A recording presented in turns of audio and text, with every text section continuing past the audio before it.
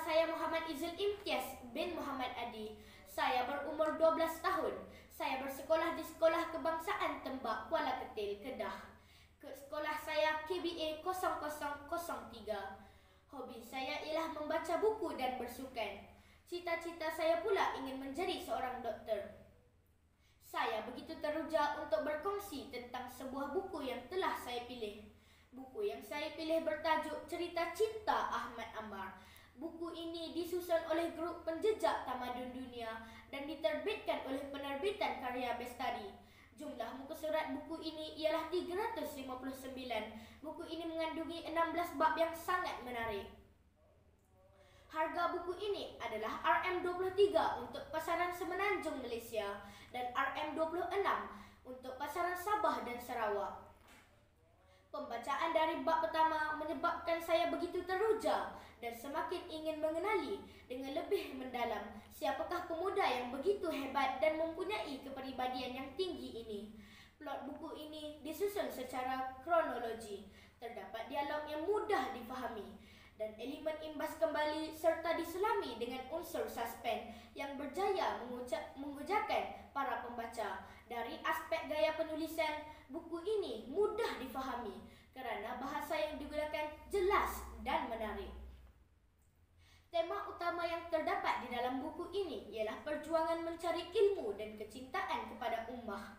Dunia biarlah berpenat, akhirat tempat aku berehat. Yang terdapat pada muka hadapan buku ini menyebabkan saya begitu tertanya-tanya dengan maksud yang ingin disampaikan oleh almarhum Ahmad Ammar. Buku ini menghimpunkan catatan ibu, ayah, adik-beradik, sahabat karib dan mereka yang mengenali almarhum Ahmad Ammar sewaktu kecil dan sepanjang hayatnya yang singkat iaitu 20 tahun sahaja. Secara keseluruhannya, ia merupakan percubaan yang baik dalam menghimpunkan kenangan terhadap insan yang istimewa, baik dan tidak terkenal sewaktu hayatnya. Melalui warkah ibunya, pembaca dapat mengenali watak Ammar sewaktu kecil, manakala ayahnya pula memang telah menyediakan ruang dan tapak supaya satu-satunya anak lelaki keluarga ini menjadi insan yang luar biasa apabila dewasa kelak. Melalui kacamata sahabat-sahabatnya, pembaca akan mengenali Ahmad Ammar sewaktu bersekolah di Sekolah Agama Menengah Bestari, SAMBES, Maktab Tentera Diraja, RMC dan seterusnya di Turki. Sebagai pelajar kedua terbaik Maktab Tentera Diraja, sistem akan meletakkan beliau mengambil jurusan sains. Tetapi keluarga dan Ammar sendiri bertekad untuk mendalami bidang daulah Uthmaniyah di Turki. Hal ini memerlukan kekuatan yang bukan sedikit. Ahmad ialah suatu iktibar dan isyarat daripada Tuhan bahawa anak-anak muda usahlah mensia-siakan hidupnya. Ammar telah mengisi dadanya dengan ilmu. Hidupnya cuma 20 tahun, tetapi hidupnya telah memberi kesan kepada orang lain.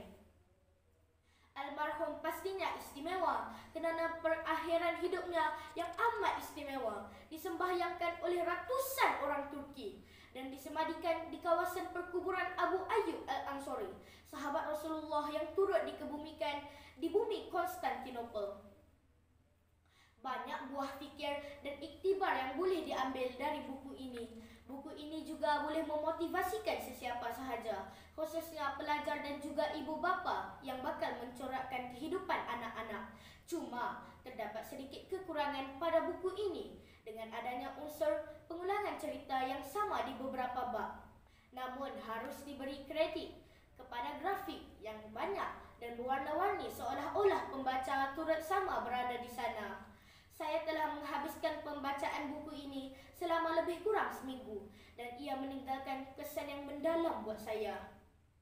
Sekian dahulu bicara buku Cerita Cinta Ahmad Ammar. Sekian, terima kasih.